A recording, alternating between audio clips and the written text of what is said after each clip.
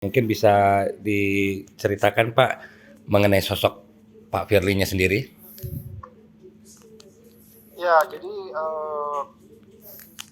kita kan biasanya kalau seseorang gitu, jangan saya ya, seseorang lah. Kan tentu seseorang sudah memegang suatu standar.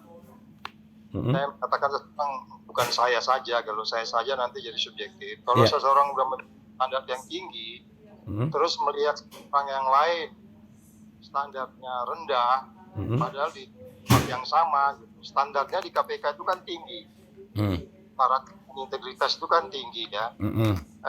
Tentu akan sangat eye catching gitu.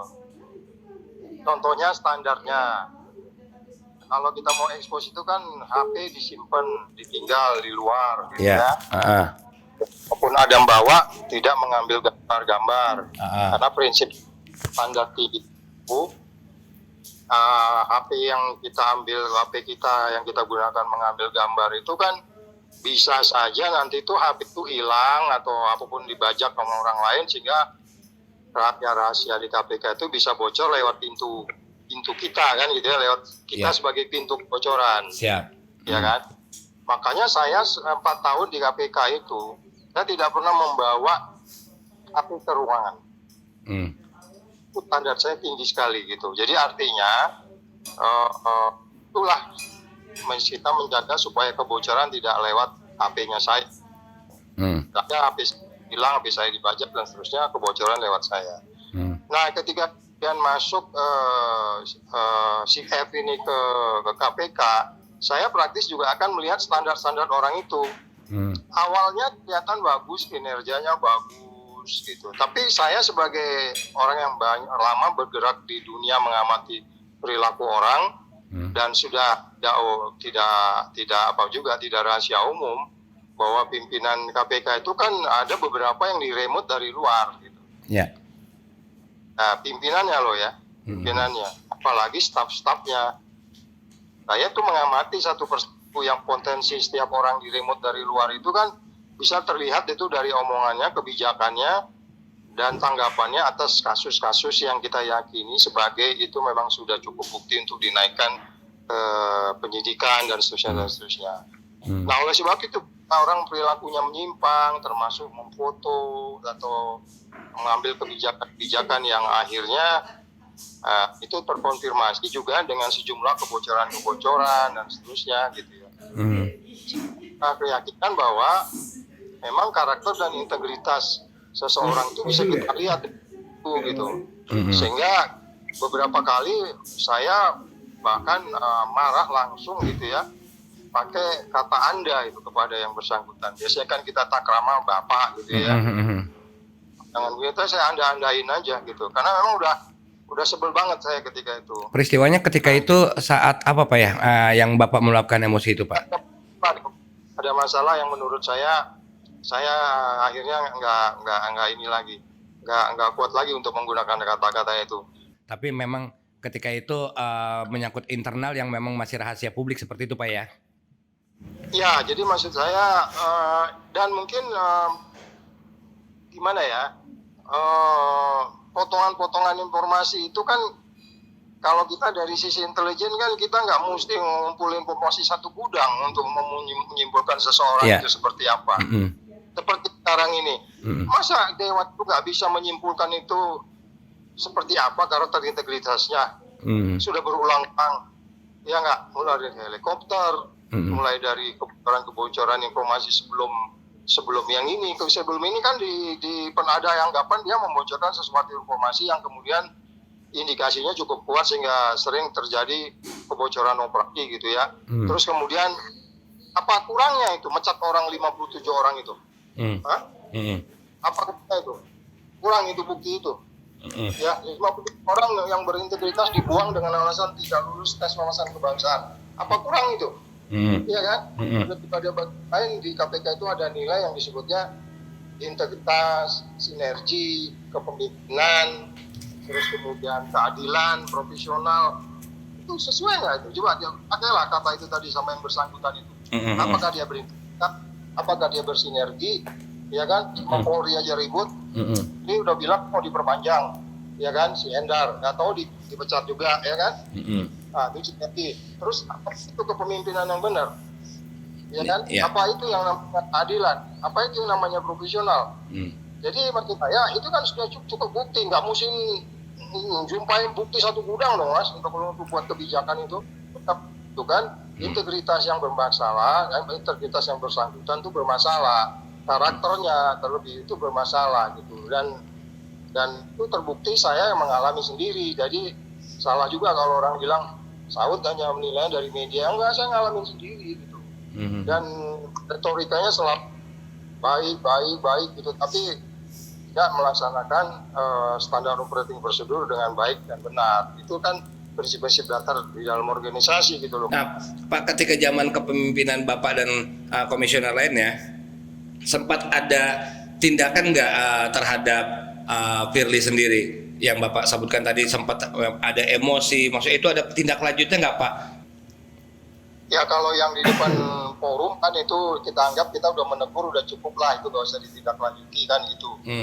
Semoga yang kan berubah, harapannya kan begitu. Tapi kalau yang namanya ada bertemu dengan orang yang sedang ditangani perkaranya dalam kaitan dengan ketemu salah satu gubernur di NTB. NTB itu kan dia di ini kan di sanksi etik kan, sanksi berat. Sebelum kita turunkan sanksi itu yang bersangkutan sudah kembali ke kesibukannya, kemudian ditugaskan menjadi Kapolda di mana gitu, di Sumatera Selatan atau mana itu. Jadi sanksi itu ada, dan itu sanksi bukan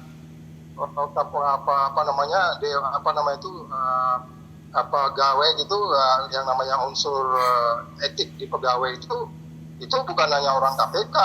Kalau Dewas yang sekarang kan orang KPK semua. Dewas itu dulu yang namanya komisi etik itu dari luar, dari dalam wadah pegawai ikut, terus kemudian salah satu deputi, kemudian deputi penindakan. Jadi itu pas sudah diputuskan, disimpulkan, dan dia memang melakukan pelanggaran etik berat karena buktinya ada semuanya gitu. Jadi artinya bukan diambil tindakan, tapi kan akhirnya yang bersangkutan keluar dari kode etik itu, ya berarti nggak berlaku, karena kode etik itu berlaku untuk pegawai KPK. Gitu, cuma untuk insan komisi aja yang kita bisa kenakan kode etik itu Pak ya, seperti itu ya? Ya. Tapi itu kan sebenarnya kalau memang kita pun mau tegas, kan bisa komisi etiknya dulu.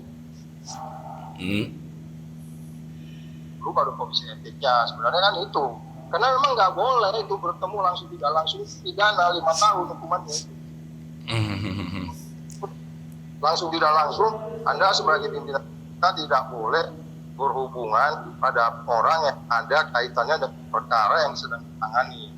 Itu loh Mas. Bisa didahului oleh pemidanaan dulu, baru kode etik dulu, maksudnya baru kode etik, seharusnya seperti itu Pak ya, kalau tadi nggak kedengaran. Ya, beberapa institusi itu kita juga dia dipidananya jalan, tapi kode etiknya tetap jalan. Kode etiknya dulu baru pidananya, itu kan sama aja. Yang penting memastikan bahwa dia sudah melakukan pelanggaran terhadap kode etik, dan kita sudah memutuskan dia melakukan pelanggaran terhadap kode etik kita gitu. Sebenarnya kalau kita bicara pelanggaran kode etik dan pelanggaran undang-undang, itu kan sebenarnya saya pikir deliknya bukan delik aduan sebenarnya, ya kan? Jadi dukun itu sebenarnya udah bisa dipidana dia bertemu langsung dengan orang yang berperkara gitu. Tapi waktu itu dia kembali, ya kita fokus pada pekerjaan kita yang lain, dan staf dan jajaran penyidik dan penyelidik udah merasa tidak terganggu lagi dengan yang bersangkutan, karena kan kamu juga ada dengar kan waktu itu sampai menghindari kebocoran, anak-anak ini dalam melakukan operasi pakai uangnya sendiri dulu, bukan minta uang ke kantor, karena kalau meminta uang ke kantor kan harus jelas tujuannya kemana. Nah, sehingga dia tahu, sehingga anak-anak beberapa tempat kejadian anak-anak kok tiba-tiba di tengah jalan dicegat sama salah satu kesatuan PH juga, sehingga kemudian dia terhambat waktu melakukan operasi. Dari situ kan anak-anak curiga, anak-anak yang di lapangan, sehingga mereka pergi operasi pakai uang sendiri dulu, baru kemudian di reimburse. Karena kalau minta uang ke kantor dulu kan dia tahu ini kemana gitu. Nah, jadi anak-anak ini merasa udah cukup lah, dia keluar, udah kita melanjutkan pekerjaan yang baru lagi gitu.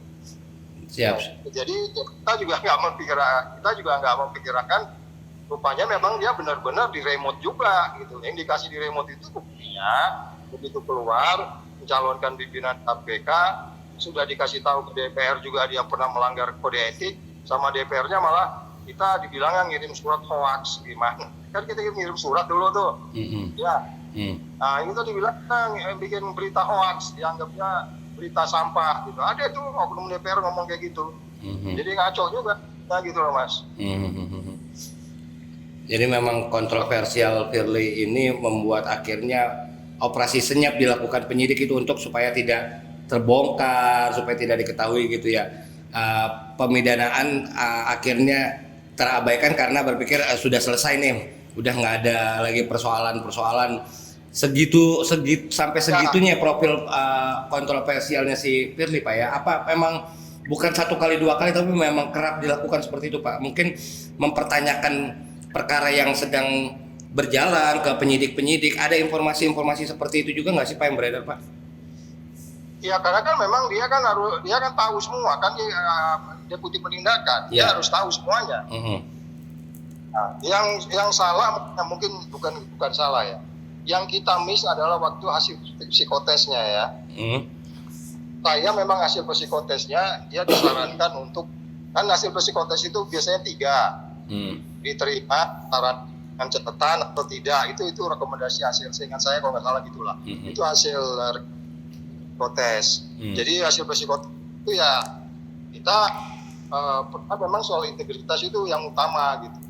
Tapi kali kita miss ya, ketemu orang yang benar-benar berpotensi di remote dan kemudian integritasnya terganggu, itu mungkin kesalahan kita juga lah. Kan itu memang di era pimpinan jilid 4 dia masuknya. Kita juga harus bertanggung jawab itu kenapa menerima dia sebenarnya. Siap. Pak, ya. Selain yang foto dari arus bawah sendiri, memang keluhan-keluhan itu sudah biasa disampaikan atau sudah berhembus rumor mengenai kontroversial Firly ini, Pak?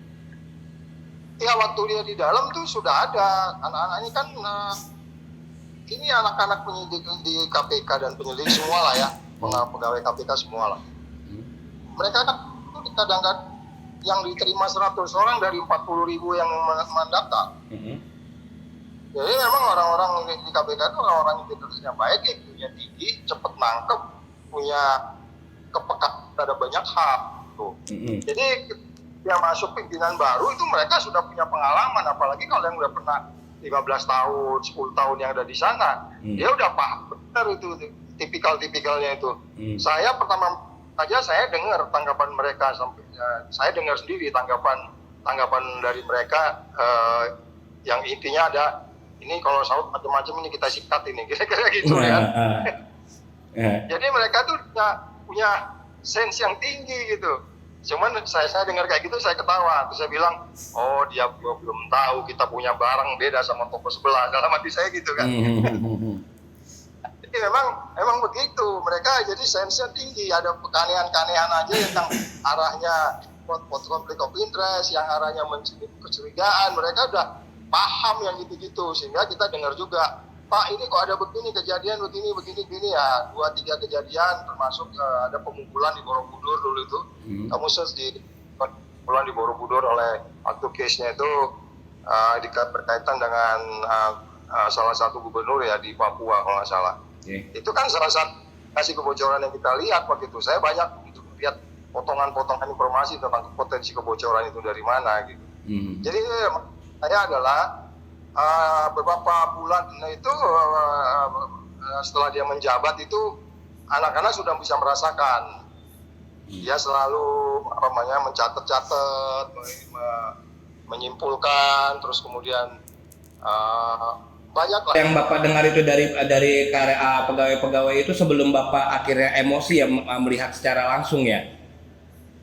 Ya iyalah, kan itu kan kita bilang kan itu akumulasi. Iya, siap. Ini kok kok gini, potongan-potongan yang siap. Jadi kalau ada akumulasinya dari banyak keterangan, kan nggak berat tahu gila juga baru satu bukti terus langsung marah kan gitu ya nggak? Ya untuk apa ini mau dikemanain? Gitu. Untuk apa kan dia langsung, dan kalau memang perlu kan di situ ada CCTV. Pak, penasaran ya, kan? Pak, dalihnya ketika itu untuk apa, Pak? Saya nggak tahu, saya nggak pernah nanya, tapi kan saya udah macam bisa memperkirakan. Untuk apa itu? Oh, nggak sempat dikonfirmasi ya? Nggak sempat diklarifikasi pas kayak itu, Pak ya? Ini buat apa-apa? Ya. Ya, kita sebagai mantan intelijen nggak punya sense untuk apa informasi itu kan? Gitu. Siap. Itu orang punya kebutuhan kan? Ya, kalau dia nggak punya niat, tapi itu beresiko. Siap. Beresiko terjadi pada HP-nya dia itu hilang atau apa diambil orang gambarnya. Cara kita, saya tegas selama 4 tahun itu nggak pernah membawa HP ke ruangan itu karena memang menutup kebocoran dari HP-nya kita gitu kan. Itu prinsip-prinsip dasar yang harus dipahami dalam standar operating procedure meeting gitu loh. Jadi itu makanya saya bilang standar di KPK yang tinggi itu didatangin oleh orang yang standarnya rendah gitu loh. Siap. Ya.